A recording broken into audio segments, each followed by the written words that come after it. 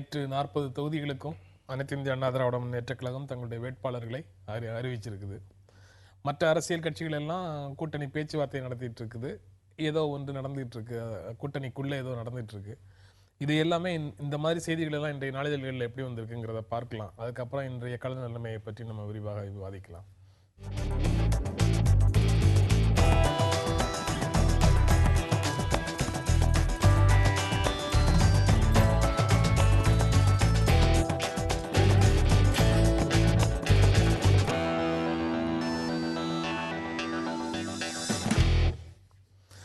தேர்தல் தேதி அறிவித்த பிறகே கூட்டணி பற்றிய முடிவை சொல்லுவோம் அப்படின்னு விஜயகாந்த் சொல்லியிருக்கிறாரு அப்படிங்கிறது ஒரு செய்தியாகவும், காங்கிரஸால் எங்களால் மடக்கி பிடிக்கவே முடியாதுன்னு ஸ்டாலின் பேசியிருக்கிறதாகவும் செய்திகள் இருக்கு. காங்கிரஸ் தனியாக நேர்காணல் நடத்திய விருப்ப மனு ஷார்ட் லிஸ்ட் பண்ணி டெல்லிக்கு எடுத்துட்டு போனதாகவும் ஒரு செய்தி இருக்கு.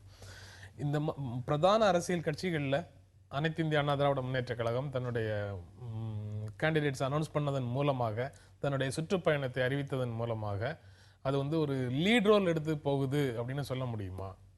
அதுக்கான அவசியம் இருக்கா? அறிவிப்புலாம் வர்றதுக்கு முன்னாடி இதெல்லாம் சொல்றதுக்கான அவசியம் இருக்கா?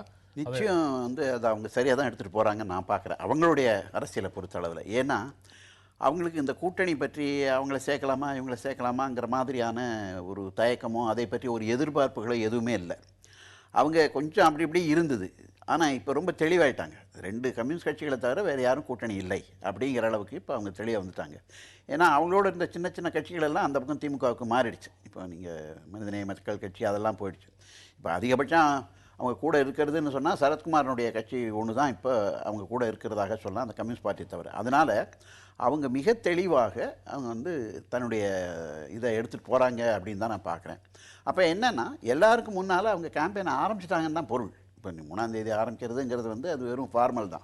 இப்போ ஆரம்பிச்சிட்டாங்கன்னு அதில் ரொம்ப தெளிவாக அவங்க அறிவிச்சிட்டாங்க. இந்த 2 கம்யூனிஸ்ட் கட்சிகளுக்கும் தவிர அதுக்கான என்னுடைய அந்த வேட்பாளர்கள் அவங்க வாபஸ் பெறப்படுவார்கள், மற்றபடி இதான் கூட்டணிங்கிற மாதிரி அறிவிச்சிருக்கிறது உண்மையாகவே ஒரு பெரிய லீடிங்காக எடுத்திருக்காங்க. அதற்கு காரணம் என்னன்னு சொன்னால் அவர்கள் தன்னுடைய அரசியலை பொறுத்தளவில் அதுவும் பாராளுமன்ற தேர்தலை எதிர்கொள்வதில் மிக தெளிவாக இருக்கிறார்கள்ங்கிறது தான் அது காட்டுது. கூட்டணியை இறுதி செய்கிறதும் வேட்பாளர்களை அறிவிப்பதும் அது ஒரு சடங்கு தான். மற்றபடி ரியல் ஃபைட் கட்சிகளுக்கு கூட இடையில தான் அப்படின்னு சொன்னால் திராவிட முன்னேற்ற கழகம் திருச்சி மாநாட்டிலேயே தன்னுடைய தேர்தல் பிரச்சாரத்தை ஆரம்பிச்சிருச்சுன்னு இன்டர்பிரட் பண்ணலாம். நீங்கள் எப்படி பார்க்குறீங்க அதை? இல்லை, அதாவது கேண்டிடேட்டை அறிவித்து தேர்தல் பிரச்சாரத்தை ஆரம்பிக்கிறது ஒரு பெரிய லீடிங் ரோல்னு சொன்னால் நம்ம மருத்துவர் ராமதாஸ் ஐயா அவர்களை தான் நம்ம அதில் பெரிய லீடிங் ரோல்னு நம்ம சொல்லணும். அவங்க 2 மாதத்துக்கு முன்னாடியே வேட்பாளர்கள்லாம் அறிவித்து ஏற்கனவே பிரச்சாரம்லாம் நடத்திக்கிட்டு இருக்காங்க. அதனால் அதுக்கு ஒரு பெரிய ஒரு அர்த்தம் இருக்கிறதா நான் நினைக்கல. ஆனால் இப்போ இந்த ரெண்டாவது கூட்டணி கட்சிகளே இல்லாதவர்கள் அல்லது கூட்டணியில் யாராவது இருந்தாலும் அவர்களை செல்லாக்காசாக மதிக்கக்கூடியவர்கள், மொத்தமாக கூட்டணி கட்சிகளோடு இன்னும் பேச்சுவார்த்தையே முடிவடையாத நிலையில் 40 தொகுதிகளுக்கும் வேட்பாளர்களை அறிவிப்பது என்பது உண்மையிலேயே அவர்கள் கூட்டணி கட்சிக்கு கொடுக்க வேண்டிய குறைந்தபட்ச மரியாதையாவது கொடுக்கிறார்களா என்கிற ஒரு கேள்வி எழுகிறது. இப்போ ஒன்றும் இல்லை, நீங்கள் வேட்பாளர் பட்டியலை அறிவிக்கிறீங்கன்னா இன்னொன்று கூட்டணி கட்சிகளோடு நீங்கள் முடிவாகலைன்னா ஒரு முதல் கட்ட வேட்பாளர்களாக நீங்கள் ஒரு 20-25 பேரை நீங்கள் அறிவிக்கலாம். 40 பேருக்கு நீங்கள் கேண்டிடேட்ஸ் அனௌன்ஸ் பண்ணுறீங்க. இது உண்மையில் இடதுசாரிகளுக்கு ஒரு பெரிய அவமானமாக தான் நான் பார்க்குறேன். இது ஏன்னா நீங்கள் அவர்களோடு இவர்கள் பிடிவாதமாக கூட்டணியில் அதிமுகவோடு இருந்து கொண்டிருக்கிறார்கள். அப்படி இருக்கும்போது அவர்களுக்கு இது ஒரு நிர்பந்தத்தை கொடுக்கிறது. இனிமேல் நாங்கள் கொடுக்குற தொகுதியை நீங்கள் பெற்றுக்கொள்ள வேண்டும், இருந்தால் இருக்கலாம் இல்லாவிட்டால் போகலாம், எங்களுக்கு ஏற்கனவே நீங்கள் வேட்பாளர்கள் இருக்கிறார்கள். இப்படியாக தேர்தல் நெருங்குகிற சமயத்தில் கூட்டணி கட்சிகள் மீது இப்படி ஒரு பிரஷரை கொடுப்பது என்பது அதிமுகவிற்கு வழக்கமான ஒரு விஷயமாக மாறிவிட்டது. சென்ற சட்டமன்ற தேர்தலிலும் இதுதான் நடந்தது. அவர் உடனடியாக கூட்டணி கட்சிகளோடு பேச்சுவார்த்தை நடந்து கொண்டிருக்கும் போதே ஒரு வேட்பாளர் பட்டியலை வெளியிட்டார்கள், பிறகு அதை மாற்றி இன்னொரு வேட்பாளர் பட்டியலை வெளியிட்டார்கள், இப்படியெல்லாம் செய்தார்கள். இது உண்மையிலேயே ஒரு ஜனநாயக அரசியல் சார்ந்த ஒரு நடைமுறையாக எனக்கு தெரியவில்லை. மாறாக இதில் ஒரு எதேச்சாதிகார போக்கை தான் நான் பார்க்கிறேன். நீங்கள் அவர் சொல்கிற கருத்தை ஏற்றுக்கிறீங்களா? இல்லை, இப்போ நான் சொன்னது அதிமுகவுடைய அந்த இன்றைக்கி நேற்று இருந்தக்கூடிய அந்த நடைமுறை பற்றி தான் நான் சொன்னேனே ஒழிய அதை நான் அப்ரூவ் பண்ணுற மாதிரியே ஏற்றுக்கொள்ள மாதிரியே சொல்லலை. இதில் எனக்கு அவர் சொன்னது போல் மனுஷை போல் இன்றைக்கு இடதுசாரி கட்சிகள் எந்த அளவிற்கு சிறுமைப்படுத்தப்பட்டிருக்கிறார்கள்ங்கிறது அது மனதில் ஒரு பக்கத்தில் ரொம்ப கடுமையாக ஓடிட்டு இருக்கக்கூடிய ஒரு விஷயம் தான். அதுக்கு காரணம் நான் என்ன பார்க்குறேன்னு சொன்னால் இன்றைக்கி இடதுசாரி கட்சிகள் வலுக்கட்டாயமாக போய் அதை போய் பிடிச்சிக்கிட்டு தொங்குறதுங்கிற மாதிரி ஒரு நிலைமைக்கு அவர்கள் வந்து விட்டார்கள்ங்கிறது தான் பார்க்குறேன். அவங்க நேற்றைய நேர்காணலில் கடைசியாக சொன்ன வரிகள் உங்களுக்கு போதுமானதாக இல்லை. அதாவது அவங்களோட பேசிகிட்டு இருக்கோம், சிபிஎம்மோட பேசிகிட்டு இருக்கிறோம், கடைசியாக இறுதி செய்யப்பட்ட பிறகு அவர்களுக்கு ஒதுக்கக்கூடிய தொகுதியில் இருக்கக்கூடிய வேட்பாளர்கள் தங்களுடைய மனுவை திரும்ப பெற்றுக் கொள்வார்கள் அப்படின்னு அவங்க சொல்றத வந்து நீங்க ஏற்றுக்கொள்ளல. இல்லை அது அது வந்து போதுமானதாக இருக்குன்னு நீங்க நினைக்கல? இல்லை அது போதுமானதாக மட்டுமல்ல, அது ரொம்ப அவமானப்படுத்துவதாக தான். ஏன்னா இந்த வைகோ வந்து கடைசி வரையிலும் 1-2 சீட்டுக்காக சொல்லி அவங்க வெளியில் அனுப்புனது, அந்த மாதிரி ஒரு சூழல் கூட இந்த இடதுசாரிகளுக்கு வரலாம். அதில் அப்படி வரும்போது வேண்டுமானால் சிபிஐ கொஞ்சம் கெயின் பண்ணலாம். என்ன காரணம்னு கேட்டால், பாண்டியனுக்கும் ஜெயலலிதாவுக்கும் தனிப்பட்ட முறையிலும் சரி, பொதுவாக அரசியல் ரீதியாகவும் அவருக்கு இருக்கக்கூடிய உறவுகளை பற்றி கட்சிக்குள்ளேயே சில பிரச்சனைகள் அங்கே இருக்குது. ஆனால் சிபிஎம்மில் அப்படி இல்லைன்னு நான் நினைக்கிறேன்.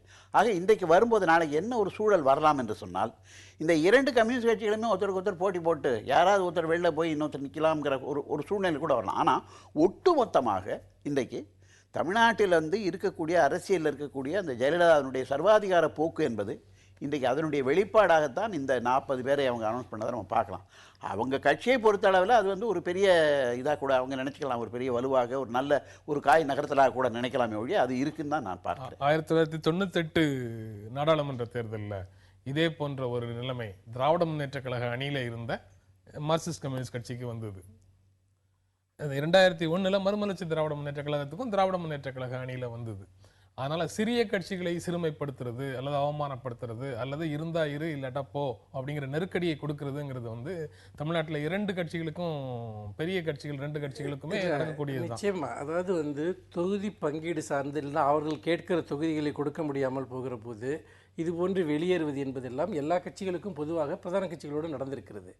ஆனால் நீங்கள் ஒரு கட்சி கூட்டணியில் இருக்கும்போதே அந்த கட்சியினுடைய நிலை என்னவென்பதை பற்றி எந்த விஷயமும் பொருட்படுத்தாமல் நீங்கள் அதிரடியாக 40 தொகுதிகளுக்கு நீங்கள் வேட்பாளர்களை அறிவிப்பது என்பது உங்களோட கூட்டணியில் இருக்கிறார்கள் என்பதற்கு என்ன அர்த்தம் என்று கேட்கிறேன். இல்லை, நம்ம பேச்சுவார்த்தையில் வந்து ஒரு முடிவே எட்டப்பட முடியல. நான் வந்து என்னுடைய வேலையை தொடர்ந்து பார்க்கணும் அப்படின்னா வந்து ஒரு பர்டிகுலர் டைம்ல இந்த மாதிரி அனௌன்ஸ் பண்ணிட்டு நம்ம எப்போ இறுதிப்படுத்தலாமோ அப்போ வந்து என்னோட கேண்டிடேட்ஸை வித்ட்ரா பண்ணிக்கிறேன்னு உங்ககிட்ட சொல்லிட்டு நான் என்னோட வேலையை பார்க்கிறேன். அதுதான் அவர்கள் செய்ய விரும்புவது. என்னன்னு கேட்டிங்கன்னா, எங்கள் வேட்பாளர்களை நாங்கள் அறிவித்து விட்டோம், நாங்கள் சொல்கிற தொகுதிகளில் நீங்கள் போட்டியிட்டால் போட்டியிடுங்கள், இல்லாவிட்டால் நீங்கள் வெளியே போங்கள் என்கிற செய்தி அதில் சொல்லப்பட்டிருக்கிறது. கம்யூனிஸ்டுகளை பொறுத்த வரைக்கும் ஓரளவுக்கு தாங்கள் வெற்றி பெறலாம் என்று நினைக்கக்கூடிய சில தொகுதிகளை அவர்கள் கேட்பது இயல்பு. ஆனால் இவர்களை பொறுத்த வரைக்கும் தாங்கள் உறுதியாக அதிகபட்சமாக எங்கெல்லாம் வெற்றி பெற முடியுமோ அங்கே தங்களுடைய கேண்டிடேட்ஸ்களை தக்க வைத்துக் கொண்டு பலவீனமாக அதிமுக பலவீனமாக இருக்கக்கூடிய தொகுதிகளை கம்யூனிஸ்டுகளிடம் விட்டுக் கொடுக்கலாம் என்கிற ஒரு சூழ்நிலையை உருவாக்குவதற்காகத்தான் ஜெயலலிதா இந்த முடிவை எடுத்திருக்கிறார். ஆனால் கம்யூனிஸ்டுகளை பொறுத்த வரைக்கும் அவருடைய இந்த கூட்டணி தர்மத்திற்கு அவர்கள் எப்படி இணங்கி போகிறார்கள் என்றுதான் எனக்கு தெரியவில்லை. அவர்களுக்கு 2 நெருக்கடிகள் இருக்கிறது. ஒன்று, 6% வாக்குகளை அவர்கள் தேர்தலில் தேசிய அளவில் வாங்கியே ஆக வேண்டும், இல்லாவிட்டால் தேசிய கட்சி என்கிற அந்தஸ்தை இழக்க வேண்டியிருக்கும். இன்னொரு விஷயம், அந்த மம்தா பானர்ஜிக்கு போட்டியாக இன்னொருவரை அவர்கள் கொண்டு வரலாம், ஒருவேளை 3வது அணி அமைந்து மம்தா பானர்ஜி வந்துவிட்டால் என்ன செய்வது என்கிற பயத்தின் காரணமாக இவரை எந்த விதமான அடிப்படையும் இல்லாமல் பிடித்து தொங்கிக் கொண்டிருக்கிறார்கள். இன்னும் சொல்ல போனால் இடதுசாரிகளுடைய ஆதரவு என்பது ஜெயலலிதா அவர்களுக்கு எந்த விதத்தில் பயன்பட போவதில்லை என்பதும் ஜெயலலிதா அவர்களுக்கு தெரியும். அதனால் தான் இருந்தால் இருங்கள், இல்லாவிட்டால் போங்கள் என்று அவர்களுடைய நெருக்கடியை பயன்படுத்தி கொண்டு இப்படிப்பட்ட ஒரு நிலையை அவர் உருவாக்குகிறார். அந்த விதத்தில் அடிப்படையில் நீங்கள் பாருங்க, வந்துட்டு இது குறைந்தபட்ச மரியாதையாகத்தான் நான் இதை பார்க்கிறேன். கூட்டணியில் பிரச்சனை வந்து முறிகிறது, அதுக்கப்புறம் அவர்கள் வேட்பாளர் இருக்கிறதெல்லாம் வேற. கூட்டணி சுமூகமாக இருக்கும் போதே அதை பற்றி பொருட்படுத்தாமல் 40 தொகுதி நீங்கள் அறிவிக்கிறீங்கன்னா அப்போ என்னதான் அதற்கு ஒரு மரியாதை இருக்கிறது, கூட்டணி என்பதற்கு என்னதான் அர்த்தம் இருக்கிறது என்று கேட்க விரும்புகிறேன். தேர்தலுக்கு பிறகு இடதுசாரிகளால் ஜெயலலிதாவுக்கு எந்த விதமான பலனும் இல்லை என்பதை ஜெயலலிதா அறிந்திருக்கிறார்னு மனுஷபுத்திரன் சொல்றாரு. அப்படி இருக்கா நிலைமை?